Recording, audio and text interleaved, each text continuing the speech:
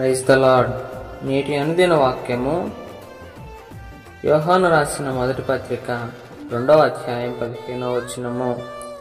ఈ లోకమునైనను లోకములో ఉన్న వాటినైనను ప్రేమింపకుడి.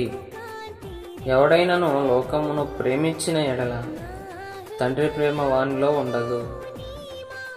ప్రభునందు ప్రియమైన దేవుని బిడ్డలారా, మనం లోకంలోనే జీవిస్తున్నప్పటికీ లోకమును ప్రేమించవద్దని దేవుని వాక్యం సెలవిస్తూ ఉంది.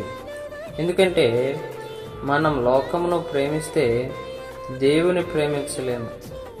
లోకం మనల్ని ఎల్లప్పుడూ మభ్యపెడుతూనే ఉంటుంది, దేవునికి దూరంగా జీవించేలా చేస్తుంది.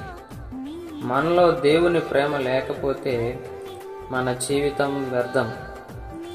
లోకంలో జీవించే దేవుని పిల్లలు లోకం నుండి తమను తాము వేరుపరుచుకొని ప్రత్యేకమైన జీవితాన్ని జీవించాలి.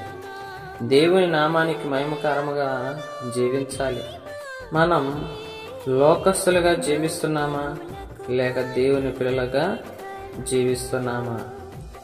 అంటే దేవుని ప్రేమిస్తున్నామా లేక ఈ లోకములో ఉన్న వాటిని ప్రేమిస్తున్నామా?